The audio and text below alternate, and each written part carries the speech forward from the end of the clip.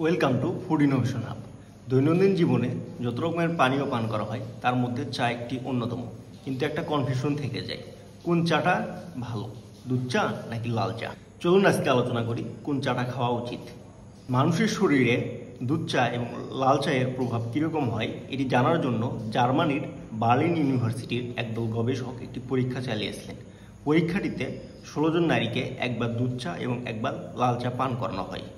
প্রতিবার চা পানের পরে তাদের রক্তনালীর প্রসারণ মাপা হয় এবং পরীক্ষাটিতে দেখা যায় রং চা পানের ফলে তাদের রক্তনালীর প্রসারণ ঘটে। উচ্চ রক্তচাপ এবং হৃদরোগ নিয়ন্ত্রণে রক্তনালীর প্রসারণ অত্যন্ত জরুরি। আর দুধ চায়ের ক্ষেত্রে দেখা যায় এটি রক্তনালীর প্রসারণ ঘটায় না, কারণ দুধে থাকা ক্যাসিন চায়ের মধ্যে থাকা ক্যাটাচিনকে বাধাগ্রস্ত করে। আবার ইউএস ডিপার্টমেন্ট অফ এগ্রিকালচারের গবেষকরা একটি পরীক্ষা করে দেখেছেন যে রং চা ডায়াবেটিক্স রোগীদের জন্য বেশি উপকারী। এ পরীক্ষায় দেখা যায় রং চা খেলে শরীর 15 গুণ বেশি ইনসুলিন নির্গত হয়। ইনসুলিন শরীর থেকে যত বেশি নির্গত হবে ডায়াবেটিক্স তত নিয়ন্ত্রণে থাকবে।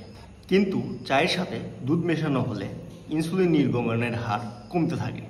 এছাড়া রং চা দেহের রোগ প্রতিরোধ ক্ষমতা বাড়ায়, দেহের কোষের ক্ষয়রোধ করে, উচ্চ রক্তচাপ, ডায়াবেটিক্স ও ওজন নিয়ন্ত্রণে ভূমিকা রাখে। তাছাড়া রং চায়ের মধ্যে পটাশিয়াম ও প্রচুর পরিমাণে অ্যান্টিঅক্সিডেন্ট থাকে, যা শরীর ও মন প্রফুল্ল রাখে। রং চায়ের মধ্যে লেবু, লবঙ্গ এবং আদা মিশিয়ে খেলে সর্দি, কাশি এবং গলা ব্যথার মতো রোগ ভালো হয়। তবে রং চায়ের মধ্যে যদি চিনি মেশানো হয় তাহলে এর ঔষধি গুণগুলো নষ্ট হয়ে যাবে। অন্যদিকে চায়ের সাথে দুধ মেশানো হলে দুধে থাকা প্রোটিন চায়ের অ্যান্টিঅক্সিডেন্টের সাথে বিক্রিয়া করে হজমের সমস্যা সৃষ্টি করতে পারে। এছাড়া অনেক বেশি দুধ চা পান করলে মস্তিষ্কের ভারসাম্যহীনতা সৃষ্টি করতে পারে। তাছাড়া নিয়মিত দুধ চা পান করলে ব্রণ ও বিভিন্ন রকমের চর্মরোগ হতে পারে। তাই আমি রেফার করব রং চা খাওয়ার জন্য। তবে রং চা খাওয়ার ক্ষেত্রে টি ব্যাগে রং চা খাওয়াই ভালো।